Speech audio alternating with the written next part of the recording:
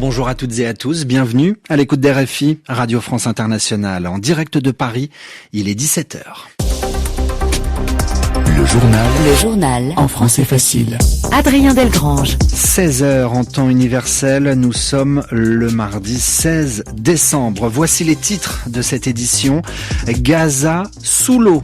En plus des conséquences de la guerre, des inondations viennent rendre la vie des Gazaouis encore plus difficile. Témoignage à suivre. Sur le continent africain, ils ont tenté de renverser le pouvoir au Bénin.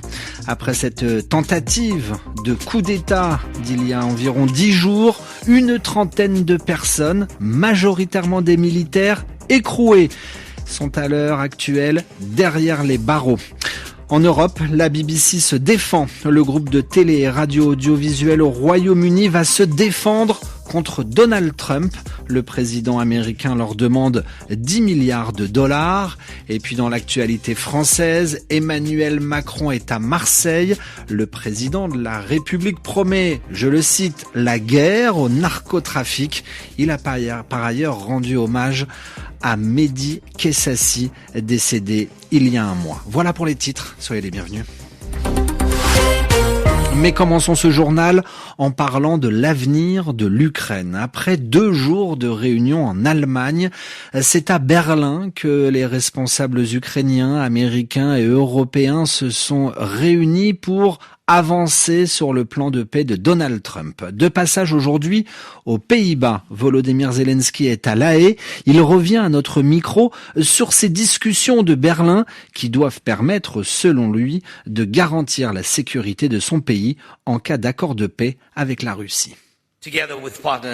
Avec nos partenaires, nous travaillons non seulement à mettre fin au bain de sang, mais aussi à changer la situation le long des frontières russes, afin qu'il n'y ait aucune possibilité de déclencher une nouvelle guerre. Et nous le comprenons, les criminels ne changent pas du jour au lendemain. C'est pourquoi les discussions actuelles ne portent pas uniquement sur le cessez-le-feu, mais aussi sur des garanties de sécurité. Il s'agit également d'amener la Russie à enfin apprendre à respecter l'État de droit. À Berlin, nous avons eu des discussions intenses, vraiment intenses, et nous travaillons en détail sur des documents qui pourraient mettre fin à la guerre et garantir la sécurité. C'est très important. Volodymyr Zelensky, le président ukrainien. Nous sommes à présent à Gaza. En plus des conséquences de la guerre avec Israël, les Gazaouis se remettent peu à peu du passage d'une tempête. De fortes pluies se sont abattues sur toute la région ces derniers jours. L'eau inonde de vastes zones, le sol s'est transformé en boue, les vents violents ont emporté les tentes, les bâches sur leur passage. L'entrée à Gaza est toujours interdite aux journalistes internationaux par Israël. Notre correspondante à Ramallah, Alice Froussard, a tout de même pu joindre des habitants sur place. Sur des vidéos largement diffusées sur les réseaux sociaux, les équipes de la défense civile de Gaza tentent de secourir des Palestiniens encore sous les décombres. Ce ne sont pas des bombardements cette fois, mais de fortes pluies qui ont fait s'effondrer des immeubles déjà fortement endommagés. Noah Al-Charnobi est l'un des secouristes. Il se filme sur son compte Instagram. Il y a des gens sur lesquels un mur entier est tombé. Sur une tente. Ils sont malheureusement arrivés trop tard. À Gaza, les intempéries sont le nouveau cauchemar des habitants. Kaukab Ansar est originaire du nord de la ville de Gaza. Maintenant déplacée à l'ouest, elle vit avec son mari et ses 7 enfants dans une tente complètement délabrée par les intempéries. Tout ce qu'il y a sous mes enfants est rempli d'eau. Tout est inondé. Tous les matelas sont trempés. On n'a pas d'autre solution. Ma plus jeune fille a 1 an. Elle a même pas de vêtements de rechange. J'ai dû emprunter un pantalon pour qu'elle puisse avoir au moins un vêtement sec. La famille n'a aucune source de revenus, pas d'autre solution pour se procurer des vêtements chauds ou un peu de chauffage. Kaukab le précise, ils ont survécu à 2 ans de bombardement. Désormais, c'est la météo qui brise le peu d'espoir qu'il leur restait. Où est l'humanité ? Implore-t-elle. Alice Froussard, Ramallah, RFI. Il est 16h passé de 4 minutes à Cotonou. Au Bénin, nous avons appris qu'une 30 personnes, 30 personnes, majoritairement des militaires, arrêtés par la police et à l'heure actuelle écrouées. Ces personnes sont accusées d'avoir participé à une tentative de coup d'État. Ils ont essayé de renverser le pouvoir. C'était le 7 décembre dernier. Des militaires avaient à l'époque affirmé à la télévision nationale béninoise avoir destitué le président Patrice Talon. Un putsch finalement déjoué le même jour par l'armée béninoise qui a reçu l'appui du Nigeria voisin et de la France. Le journal en français facile.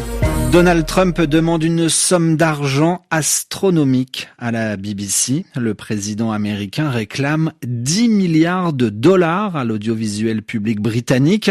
C'est plus de 2 fois le budget sur un an de la BBC. Alors ce qui a énervé Donald Trump, c'est un montage vidéo trompeur sur le président américain diffusé par la BBC. RFI Londres, Emeline Vin.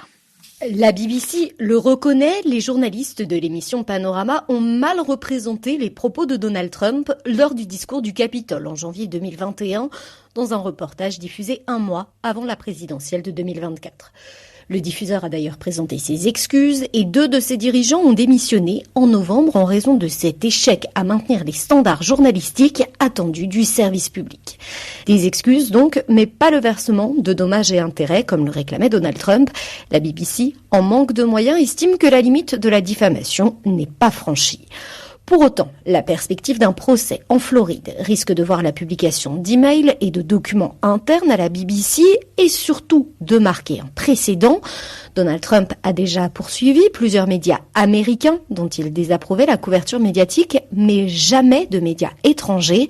L'opposition libérale-démocrate craint une interférence dans la démocratie britannique et ce mardi matin, un ministre appelle la BBC à tenir bon et affirme qu'il n'y a pas de base pour des poursuites en diffamation.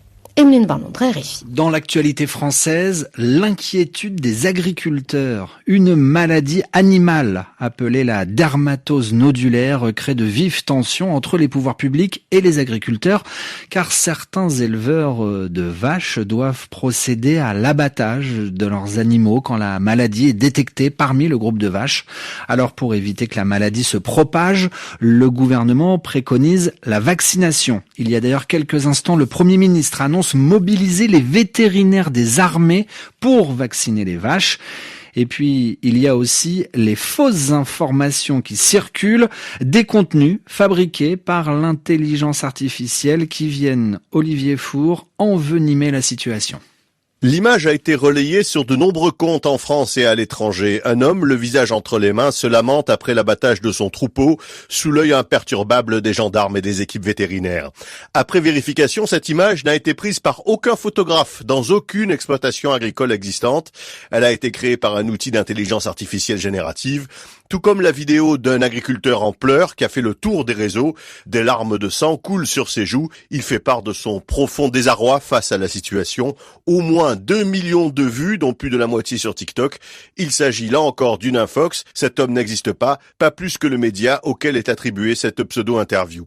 Autre photo truquée, celle censée montrer l'intervention des forces de l'ordre avec des blindés et des hélicoptères. Une image digne d'une scène de guerre qui, après vérification, est un montage grossier réalisé grâce à l'IA. Sur son compte X, la gendarmerie a lancé ce lundi un appel à la vigilance concernant la désinformation dont peut faire l'objet l'action des forces de l'ordre. Olivier Faure, dans l'actualité française aussi, une amende pour les consommateurs de drogue. Cette amende va passer de 200 € à 500 €. Annonce d'Emmanuel Macron aujourd'hui en visite à Marseille. Le chef de l'État s'est rendu par ailleurs sur la tombe de Mehdi Kessassi, ce jeune homme assassiné il y a un mois et petit frère d'Amine, un militant contre le narcotrafic très connu dans la ville de Marseille. Du football, côté justice cette fois-ci, le Paris Saint-Germain condamné à verser, à donner de l'argent à Kylian Mbappé, près de 60 millions d'euros. L'ancien joueur du PSG dénonçait des salaires impayés à la fin de son contrat en 2024.